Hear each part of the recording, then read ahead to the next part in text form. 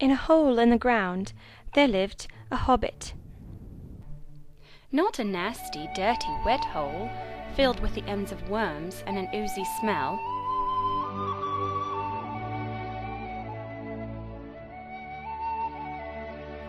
Nor yet a dry, bare, sandy hole with nothing in it to sit down on or to eat.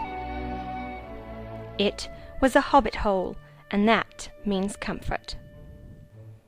It had a perfectly round door like a porthole, painted green with a shiny yellow brass knob in the exact middle. The door opened onto a tube-shaped hole like a tunnel, a very comfortable tunnel without smoke, with panelled walls and floors, tiled and carpeted, provided with polished chairs. I am, in fact, a hobbit in all but size. I like gardens, trees, unmechanized farmlands. I smoke a pipe and like good, plain food, unrefrigerated. But I detest French cooking. I like, and even dare to wear in these dull days, ornamental waistcoats. I'm fond of mushrooms out of a field, have a very simple sense of humour, which even my most appreciate critics find tiresome. I go to bed late and get up late, when possible. J.R.R. Tolkien. English writer J.R.R. Tolkien is a towering figure in fantasy literature. He wrote the novel The Hobbit and the classic trilogy The Lord of the Rings, highly imaginative tales of elves, dwarves and wizards in a land known as Middle-earth. The hobbits Bilbo and Frodo Baggins and the wizard Gandalf figured prominently in these stories and became Tolkien's best-known characters. Tolkien was an expert linguist and a long-time professor of language and literature at Oxford University. He was also part of C.S. Lewis's informal group of scholars and writers known as the Inklings. The Hobbit, the work that would make him famous, came out in 1936.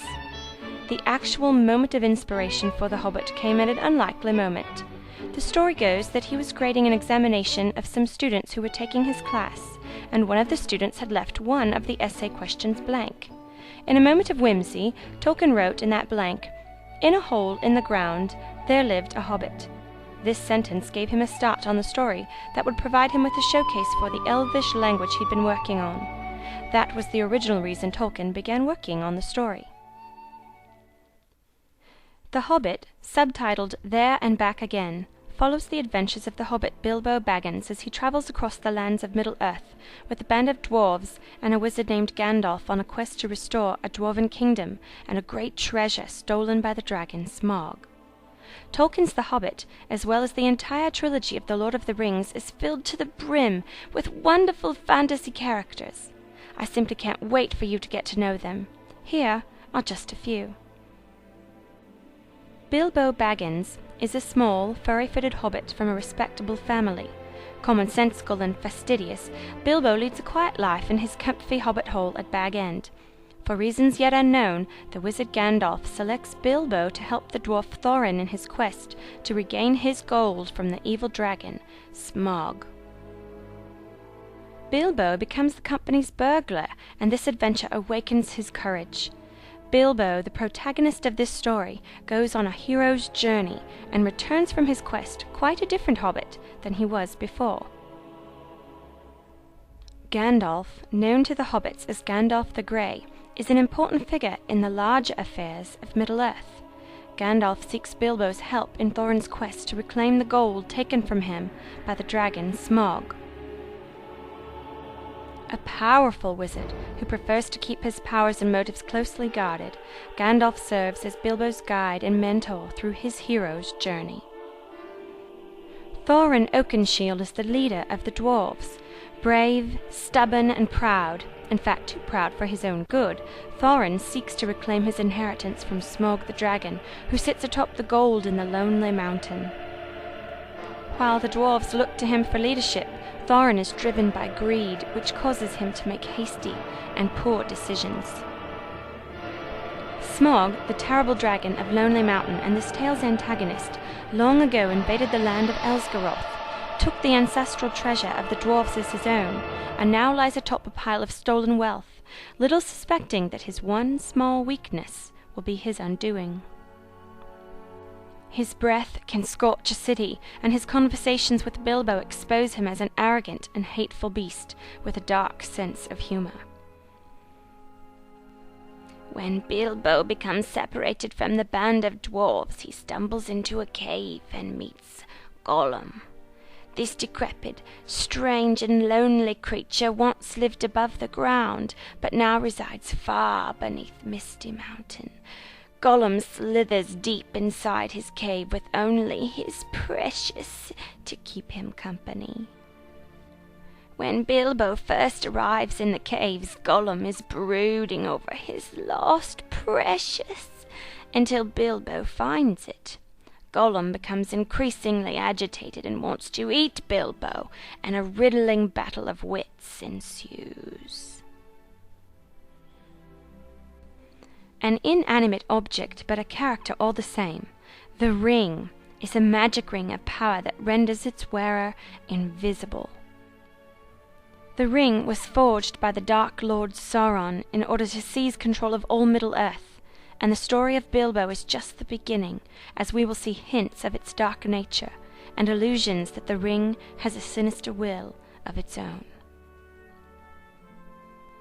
As you read The Hobbit, dear children, you will encounter several groups of mystical creatures. May I introduce to you the dwarves, the elves, trolls, goblins, wargs, and giant spiders. Now, darlings, now that you've had a chance to meet some of the characters from The Hobbit, get out a piece of paper and let's get some of your thoughts down. Now let's suppose that 13 strangers appeared at your door, expecting you to go on a treasure hunt with them. Would you welcome the invitation, or turn it down? Number 2. What do you expect the hero of an adventure novel to be like? Come up with at least 5 attributes or qualities of a hero that you would expect to see in a novel, and then think of 5 attributes or qualities that you would not expect to see in a hero. The main character in this novel is Bilbo Baggins, a hobbit about half the size of an adult human, not too unlike myself. How do you suppose Bilbo will cope with large enemies such as trolls and dragons and giant spiders? It's quite a challenge for me, so how do you believe that Bilbo will handle it? Poor Bilbo.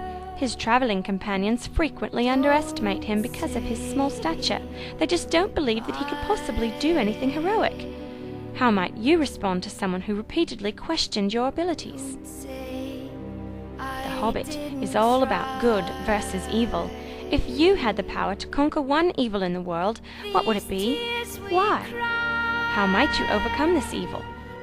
What would you do to defeat it? Tolkien's The Hobbit is one of those novels that adults can read over and over. Think about some of the stories or cartoons that you enjoyed as a child and still appreciate now. What qualities do these tales have in common? And now, my lovelies, I think you're good and ready to start reading The Hobbit. I'm so excited to be reading along with you. Cheerio, now let's go. Chip chop.